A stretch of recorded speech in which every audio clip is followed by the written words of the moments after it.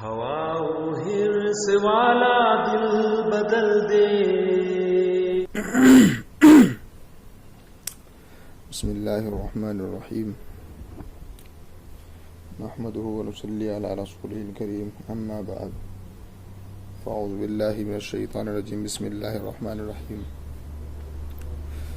دوستوں نوجوانوں السلام علیکم ورحمۃ اللہ وبرکاتہ. میں آپ حضرات کو نماز کی اہمیت کے بارے میں بتلانا چاہتا ہوں. نماز ایک ایسی چیز ہے کہ جس کو جنت کی کنجی کہا جاتا ہے. نماز کے اندر اللہ رب العزت نے ہر چیز کو رکھا ہے. اگر آپ کو کسی شخص کو کسی چیز کی ضرورت پیش آتی ہے تو نماز پڑھے اور اللہ سے مانگ لے. جیسے کہ صحابہ کرام رضوان اللہ علیہ مجمعین کے اندر یہ بات تھی کہ جب ان کو کسی چیز کی ضرورت پیش آتی تھی تو نماز پڑھتے تھے اور اللہ رب العزت سے جا کر کے مانگ لیا کرتے تھے. اللہ رب العزت ان کی ضروریات کو پورا کر دیا کرتے تھے. نماز ایک ایسی چیز ہے کہ جس کے اندر اللہ رب العزت نے ایک خاص چیز کو رکھا ہے.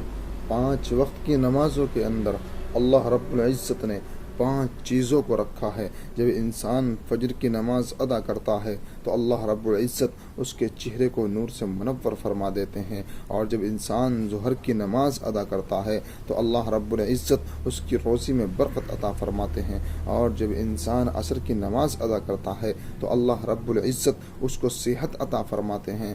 اور جب انسان مغرب کی نماز ادا کرتا ہے تو اللہ رب العزت اس کی اولاد کو اس کے لیے فرما بردار بنا دیتے ہیں. اور جب انسان عشاء کی نماز ادا کرتا ہے تو اللہ رب العزت اس کی نیند میں راحت عطا فرماتے ہیں. اگر کوئی کہتا ہے کہ مجھے رات پر نیندیں نہیں آتی تو اس سے کہو کہ عشاء کی نماز پڑھ کر سویا کر. موبائل دیکھ کر اپنا ذہن خراب کر کے مت سویا کر. کوئی کہے کہ اولاد میری باتیں نہیں مانتی تو اس سے کہو کہ مغرب کی نماز کی پابندی کیا کر.